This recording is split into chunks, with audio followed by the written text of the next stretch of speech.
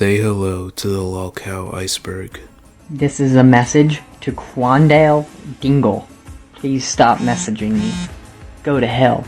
I need to get out of here! Because you made us homeless. You did. And you're still at it. And you're still trying to make us more homeless. Very sick. God damn it!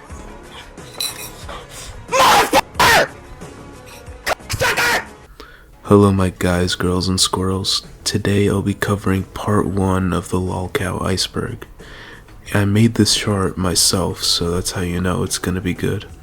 I'll be going through the first tier today, which is relatively lightweight, featuring the Lolcow stars we all know and love. Tophiachu. 29-year-old influencer Tophia Slidell is one of the most well-known Lolcows. She got her start on TikTok, where she uploaded videos role-playing as a mafia boss's daughter. These videos were the ones that got the public's attention, just because of the sheer amount of cringe in these roleplays.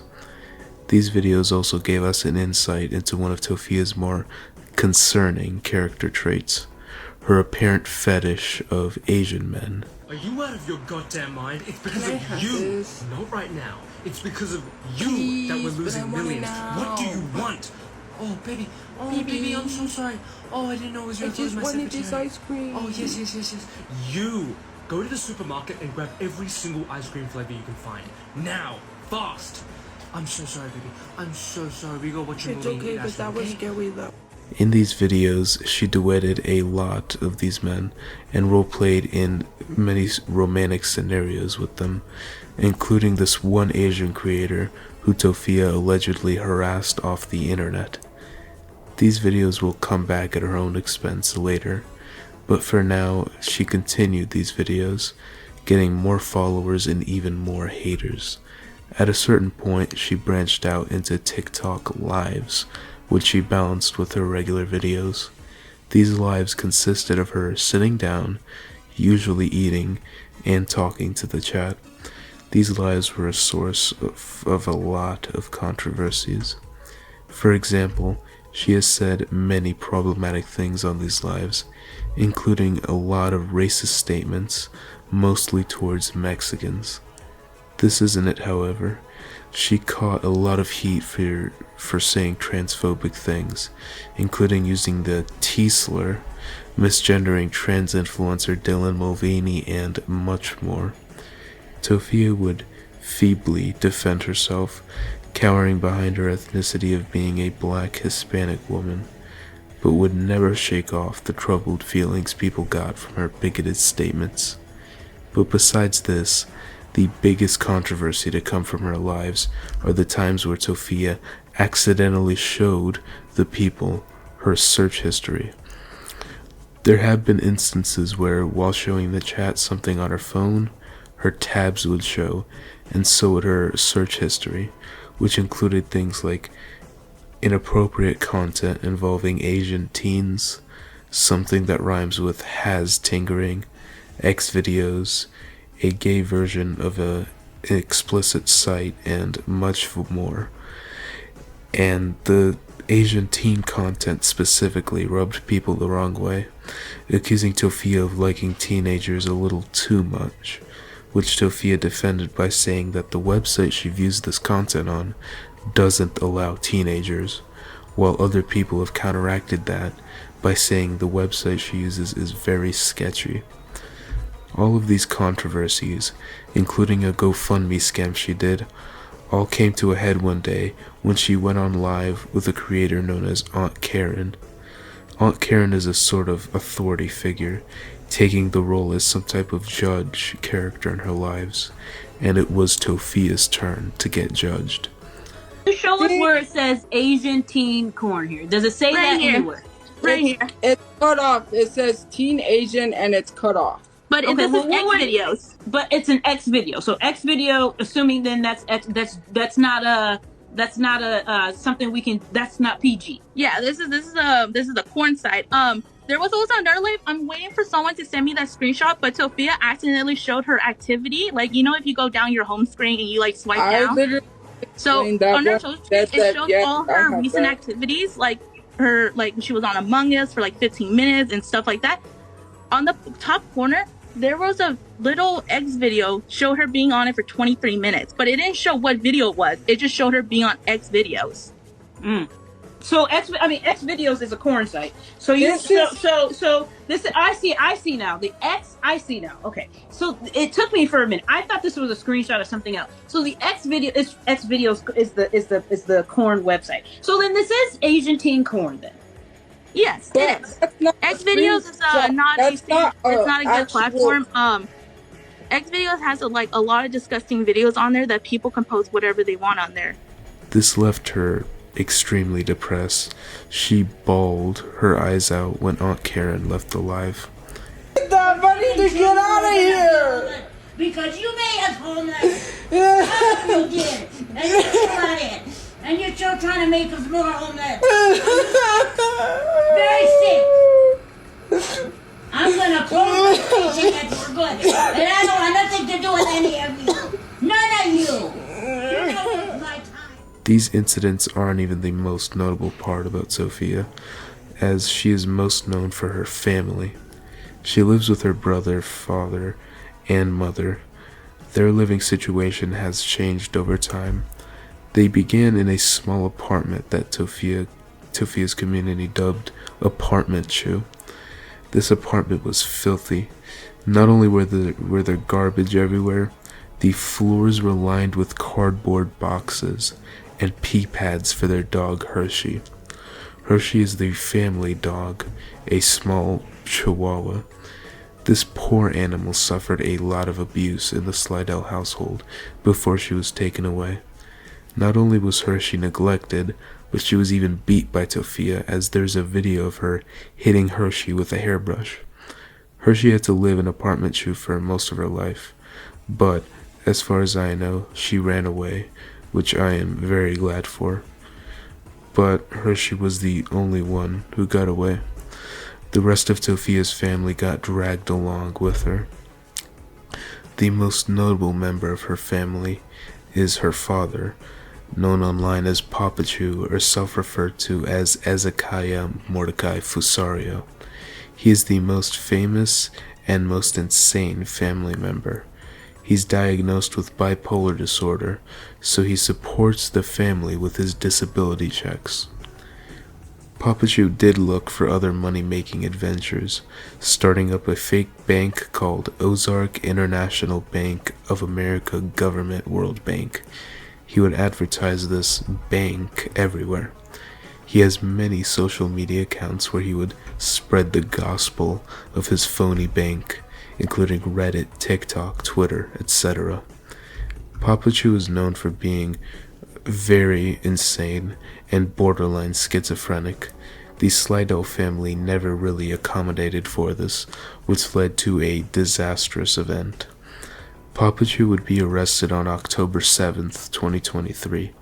This arrest was for a numerous amount of charges, including 3 charges of aggravated assault with a deadly weapon, 2 counts of criminal trespass, 1 count of armed robbery, attempt to commit a felony, armed robbery and resisting, and evading or obstructing an officer. This wasn't his only time getting arrested, but it was his most notable. Papachu was in extremely bad shape when he was picked up. He was living on the streets and had zero support from the rest of his family, which included Tophia, her mom, and her brother. Not much is known about Tophia's brother. His name is Donald Slidell Jr., but the community calls him Brother Chu. He makes rare appearances on Tophia's lives, but it's his behavior outside of the camera that caught people's attention. His ex-girlfriend, a woman named Angie, came out with a lot of allegations against him, mostly of physical and verbal abuse, to which Brother Chu admitted to. Angie isn't very much a saint either, though. She has done things like doxing the family. That doesn't excuse the abuse she faced, though, not at all. It's just something to point out. She is seen as some type of anti-hero in the Tophiaverse, and she's seen as a complete villain by Tophia's mother. Tophia's mom, Marie Bernice Lucero, or known online as Mamachu, is an interesting character. She isn't that bad compared to the rest of the family. She has done bad things like saying slurs. Tophia is a pedophile, obese Mom! She gets mistreated by Tophia a lot. Tophia pretty much looks down at her mom. In my opinion, it's because Mamachu doesn't bring any money to the household. Tophia may have had a reason to be mad about that, because they were eventually forced to leave their apartment.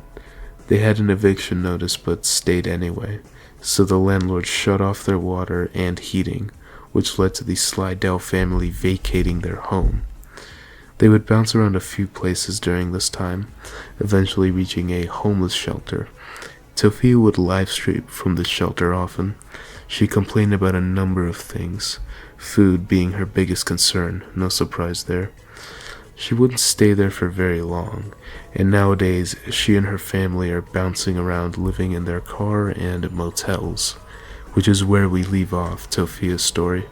There's a lot more to her that I can talk about, but that's for a future video. And now it's time for the next Lolcow. Daniel Larson. 25-year-old Daniel has one of the most tragic stories I have ever covered. He is an extremely mentally ill man who was manipulated and destroyed by the internet. He was born with severe autism and into a very abusive household. This household was so bad, in fact, he was taken away from it at the age of 11 and was placed into several foster homes, the most notable of which being the Tennyson Center, a foster system that specializes in care for neglected, abused, and traumatized children. It was at this center where the local news would do a story. This story featured Daniel and really provided an insight into his mental health and family life. After a few years at this medical center, he would be released into the custody of his grandma. Daniel aspired to be an actor and singer-songwriter. His friend, a man he met at the Tennyson Center named Bob, was a big supporter of Daniel's dreams. He supported him by paying for beats that Daniel could rap and sing over. Daniel would make songs from these beats which are very bad, and Daniel would upload these songs to the public, which is how he got popular. Daniel would post online a lot, and his growing following would start to notice how gullible he is, and they took advantage of it. This is where his trolls started to arise, users who would establish themselves in Daniel's lives as people they're not. These trolls would mentally torture Daniel in a number of ways. One thing I've neglected to mention up until now is Daniel's obsession with a girl named Grace Vanderwall. He first saw her on a talent show when she was 12 years old, and he was around 17. This was just the first step in the many instances of Daniel's interests in younger girls. On November 20th, Daniel's Pinterest account would be leaked, and it was very disturbing. On it was a collection of photos dubbed Girl Crushes. This included Grace Vanderwall, but also other younger girls who were mostly underage in the photos. And not only that, he saved a picture of a map showing the age of consent in all 50 states. After all this info came out, Daniel went on live to explain the situation. He did say that the account was his, but that he hasn't used it in a very long time. He would later retract that statement and act like he knows nothing about the Pinterest account, claiming that he was hacked. But the most concerning thing is that Daniel actually admitted that he used those Pinterest photos of not very of legal age girls for self-pleasure. A lot of people think that Daniel was coerced into admitting this by his managers. These managers are the aforementioned trolls. These trolls would pose as managers for record labels, talent agencies, etc., and Daniel would trust these people with his life. These managers convinced him to do a lot of horrific stuff. One time they even coerced him into doing an audition for an adult film by flashing himself on TikTok Live, which caused his account to get immediately permabanned. Most of Daniel's accounts would get banned, and he would constantly make new ones, and the rate of which he got banned massively increased. His mental health severely deteriorated, and the trolls took full advantage of him. They did things like convince Daniel that there's going to be a nuclear war that would break out, make a fake Grace Vanderwall account to date him, and lie about being kidnapped and hurt, and many more horrific things.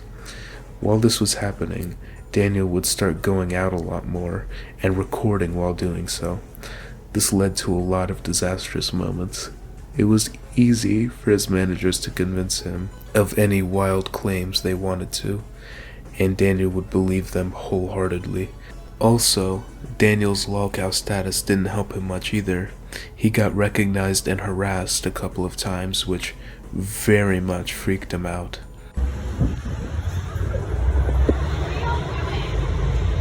I'm security. No, I'm serious. Why are you taking pictures of this man? What? Yeah, show me. John Summit. Police are on their way. John I'm Summit. going to need to ask you to Daniel, John Summit told me to ask you if you've showered any time recently. Okay, I'm going to need to ask you guys to leave. You still smell like poop. Hey, don't charge me, Daniel.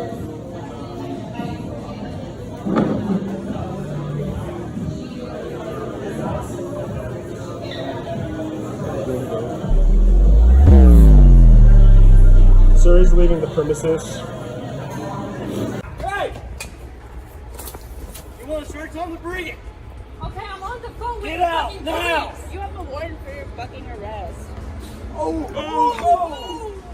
Holy shit. All the police are. Alright. You guys are lying.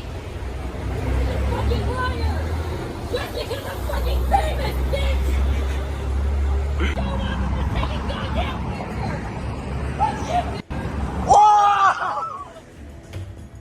Okay, Daniel, stop. Daniel, stop. No! Daniel, just get out of the store. Come on. Fucking proof! We have the fucking proof! Hey! We have the fucking proof! Hey! Daniel! All of these horrible events, combined with Daniel's deteriorating mental state, made a horrible combination. When Roe v. Wade was overturned, he attended a protest against this decision, which had an open mic. He would speak at this open mic, where he would claim his grandma died of cancer because he has autism, among other crazy things.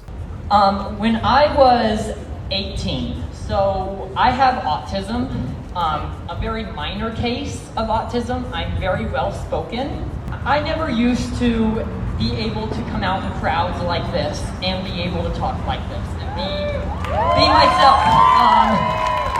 So I'm actually out here right now because I'm in a current lawsuit, court case, because my life is at risk. And I'm going to explain why that happened. I'm going to explain exactly why that happened. So, because of my autism, my grandmother passed away of cancer, but basically the reason on why I went nude on social media, and I'm going to try to make this as short as possible, is I was told by this fake management that I was to go nude. It was like an audition for a porn, like a regular adult porn shoot that was going to help my career blow up. They said it would give me tons of views and it would help me out.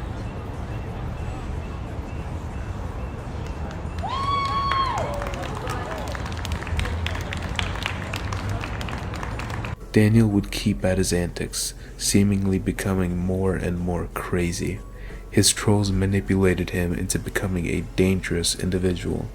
He began making threats, a lot of threats, mostly involving explosives. He made threats towards local businesses and the government. These threats landed him in a lot of hot water. He was arrested and put on trial, where he was deemed incompetent to stand, and he is currently at a mental institution and is staying indefinitely. This wasn't even close to the full story of Daniel Larson. He is an extremely complex and well-covered individual, but this is an iceberg, which means I have to make these summaries as short as possible. So let's move on to our next Lolcow. Chris Chan. This guy is the Tom Brady of Lolcows. There is nothing of substance I could say that no one else has said, so I'll make this summary as simple and quick as possible. Christopher Chandler was born on February 24th, 1982, in Martha Jefferson Hospital in Charlottesville, Virginia, to parents Bob and Barbara Chandler. It would be at an early age where Chris's autism would begin to show. He did things like go completely mute, screech uncontrollably, and so much more.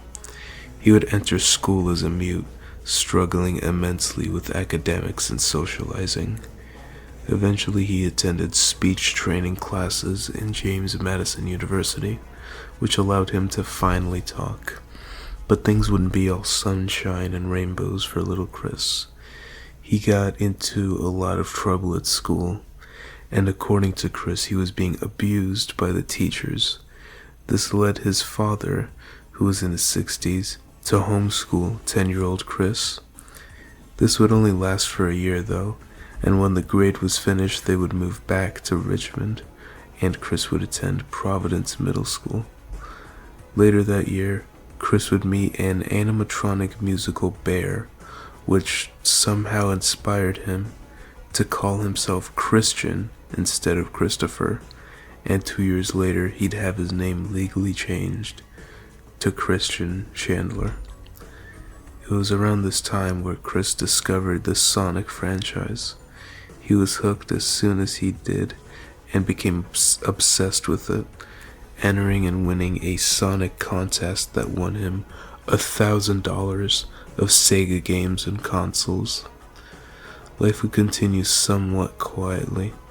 Chris graduated from his middle school and began to attend Manchester High School, which apparently were some of the happiest years of his life.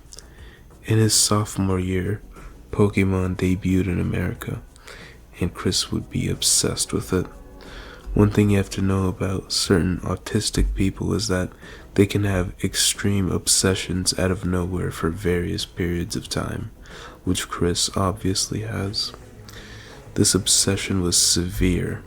Chris bought countless playing cards and started making Pokemon-themed websites, which led to one of the most fateful days in Christory, March 17th, 2000, when Chris first designed Sonichu. He had a knack for designing his own Pokemon. He would make many custom cards and upload them on his websites. After a couple years of doing this, Chris graduated high school and enrolled at a community college. This is when he realized he has a big problem. He needs a girlfriend. He'd begin a quest to find one. He'd approach a lot of girls on campus and ask them out, and they all told him they had boyfriends, except one girl who claimed she was lesbian, which disgusted Chris. This led Chris into making a sign that listed his requirements in a girl, including being quote-unquote boyfriend-free, blonde or brunette, white, average or fit body, at least 5 foot, no smoking or drinking, and she must live in the Charlottesville/Ruckersville area. To no one's surprise, he never got attention from this and would actually get in trouble for it. He'd make friends with some girls and attempt to date all of them, which never worked out, and eventually he'd graduate his community college, wearing his high school graduation gown and the infamous Sonichu medallion to the graduation. While this was going on, Chris was getting traction from uploading his Sonichu comics online, and like Daniel Larson, as soon as his online presence began to grow, so did the amount of malicious trolls. One of the most well-known of these trolls was a man by the name of Liquid Chris. He was basically an imposter who took up the mantle of Chris and claimed that the actual Chris was an imposter named Ian Brandon Anderson, which infuriated Chris beyond belief. Trolls would also pretend to date Chris.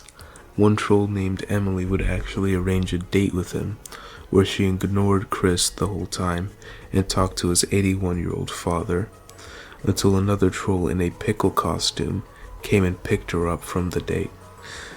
It was sometime around these events where Chris would delete all his channels and his videos would disappear. A few months after this, he would come back. This was around the time his father died, which was extremely hard for Chris. A few years later, after he came back, Chris would also come out as transgender, donning the new name Christine, or just Chris in general. These shenanigans would continue. Eventually, Chris achieved her lifelong dream of losing her V card. This wasn't a result of Chris's immaculate riz, however. She would hire a lady of the night to take her V card. Things weren't all great, however. Chris's mom's hoarding habits caused a house fire, which killed one of their cats. And as if it wasn't crazy enough, Chris would assault a video game store employee because she was so mad about the color of Sonic's arms being changed.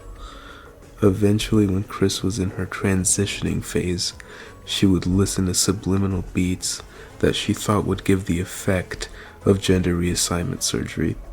She genuinely believed this work and thought that she had a female reproductive organ underneath her male reproductive organ, which led her to cutting into her crotch, which is of course a very horrible idea. The wound was infected and it was a bad situation. After this, Chris and her mother got into a lot of debt. Their horrible spending habits led them to rack up around $20,000 of debt. She set up a GoFundMe to help pay for the expenses. Chris's following died down a lot at this time. She was basically a shell of her former self, but the trolls would stay. They would convince her of a number of things, including the existence of an alternate dimension where all fictional characters exist. But even the trolls couldn't foresee what was about to happen. Chris would be arrested on August 1st, 2021. She would be charged with doing things to her mother that shouldn't be done, if you catch my drift. The footage from the arrest came out and it is very chilling. You don't know any of these people? I do not know those people, and Okay. Yeah, those are trolls. They're following me from the internet. Do not report this. Don't. This is gonna be trending on the internet. They're gonna post this online.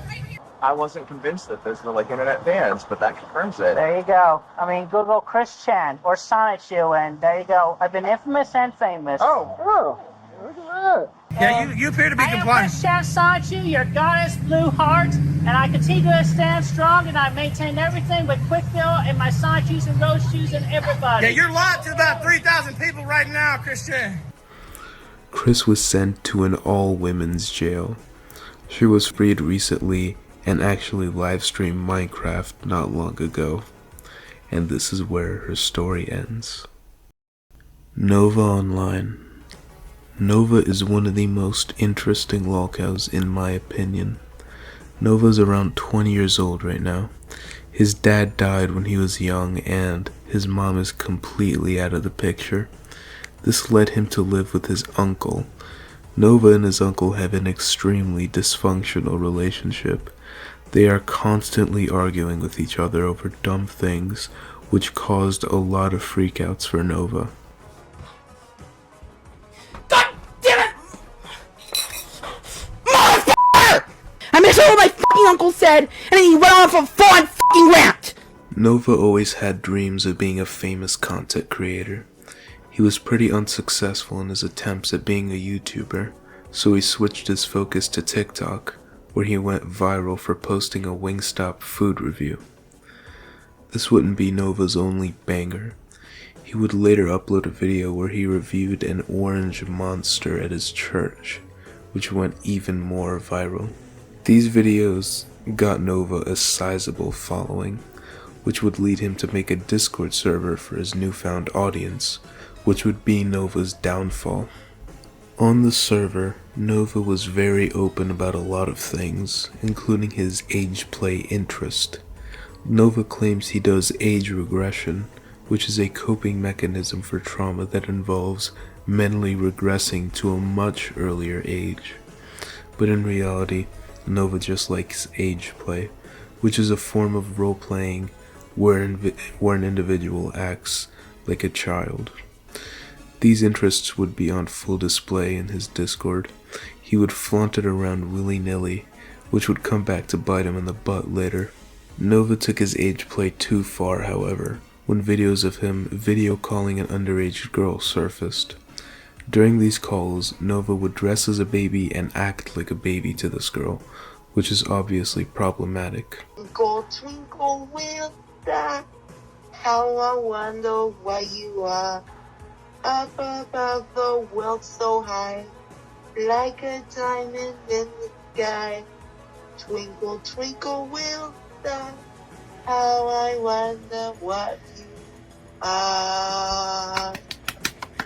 You did so good. Aww. I love your singing voice. Nova would do a feeble job defending himself, claiming that the video was fake and that it's been proven fake, even though there was never any proof. This incident got him so much attention that he was kicked out from the church he frequented. While this was happening, he was also getting backlash for promoting a scam. Nova was chosen to promote an amateur-made anime called Ohio the Anime. This turned out to be a scam. People had to pay a monthly subscription to be able to voice act in the anime, and most people who paid didn't even get to act. These controversies cemented Nova's Lolcow status. Many creators would make videos on him, including myself. This angered Nova beyond belief. He decided to make a podcast to defend himself from these allegations, featuring his new manager. But what Nova didn't know is that his manager was underaged. Nova claimed he didn't know. He flirted with her many times, to which she turned them all down. And when he was called out for this, he said that she went to university, which means there's no way she's underaged. Of course, this manager would turn out to be a troll. Nova was deeply hurt and announced to everyone that anybody who made videos on him would get punished, which led to nothing, and as of now he hasn't really done anything. EDP445. Bryant Moreland, or better known as EDP445, was a YouTuber whose content mostly consisted of rants and comedy centered around the Philadelphia Eagles and Philadelphia sports in general. He was very popular. He made videos since he was 19 all the way up into his early 30s. EDP was very well respected, being seen as some sort of authority figure in the YouTube scene, which would turn out very badly. EDP would be exposed for talking to minors multiple times, but it wouldn't be until April 20th, 2021 when he would finally be confronted. Alex Rosen, a predator catcher, along with a few other people, set up a sting operation. EDP would meet up outside the decoy's house complex, and instead of a young girl, Alex and his gang showed up. EDP's conversation with this young girl was very disgusting. He would send her inappropriate pictures, including one of EDP's freshly dumped turds sitting in his toilet.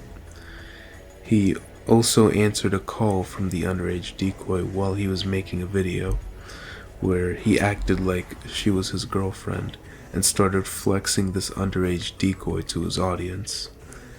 I can't even begin to imagine how embarrassing it would have been to have an underage girlfriend that you've been talking to for months turn out to be a team of men who expose you and ruin your life.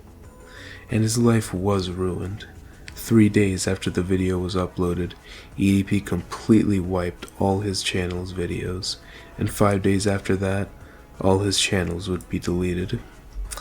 The internet didn't stop there, however.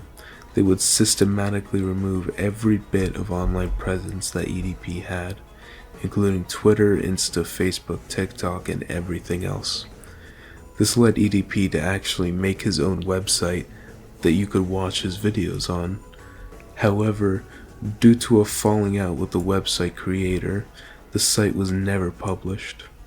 After this, EDP attempted a comeback on Speak TV, which he was banned off of too, unsurprisingly. All of these bannings came at a cost for him. EDP was banned off of everything, so he had no source of income, and he was really struggling after his Speak TV account got banned. According to a source, EDP only had $3,300 left in his bank account, around $40,000 in weapons, and 2 cars. Those were the only things keeping him from going dead broke. He was working odd jobs, trucking, restaurants, etc.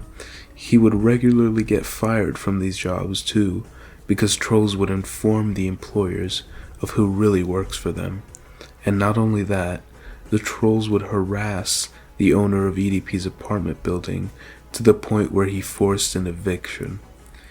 EDP would work several odd jobs to make some change to survive off of, including driving for Uber and food delivery apps, until he was fired from those too. Since then, EDP has been bouncing around hotels and motels, and almost every time he would get kicked out because trolls informed the staff of EDP's actions. After all this, you'd think that EDP would deeply regret what he did and would never do anything like that again, right? No. He was caught again, this time by Skeeter Jean and Gideon. EDP would legally change his name not long before this. However, it never really helped his situation, and to this day, he has been living in his own personal hell. Leslie Clark. Imagine Tophia and Nova had a baby, and that baby was dropped on its head multiple times a day. That's Leslie Clark. Leslie Clark is an extremely overweight, mentally ill TikToker. She grew up in a very abusive household. Her parents abused substances a lot, probably when they were pregnant with Leslie. She has been in countless controversies involving scamming, harassing, and inappropriate conduct involving multiple underage people. Leslie lives with her grandmother, whom she abuses. She doesn't have a job, and her income consists of TikTok live gifts and social security checks. Leslie is most known for her obsession with her exes. At one point, her username was "I post about my ex." This ex she's referring to was a thug named Perry. Perry is a frail drug addict who dated Leslie for a handful of days. However, Leslie still talks about their relationship to this day, despite the fact that it was years ago. She is so obsessed with him, in fact, she got his name tattooed on her elephant leg, which Perry was not very happy about. Leslie even uploaded a TikTok video targeted towards Perry's new girl. This story turns from sad to pathetic, as Leslie actually scammed a couple people a few years back by pretending to be pregnant with Perry's baby. She made a post apologizing for this, and she promised to pay everyone back, but later made a video basically blaming the people who donated to her for falling for the scam. This wouldn't be her last scam, however. Later on, she would claim her cousin had trouble paying for baby formula. Leslie posted to her TikTok calling for help, and a kind person messaged her with the intention of buying food for this supposed baby.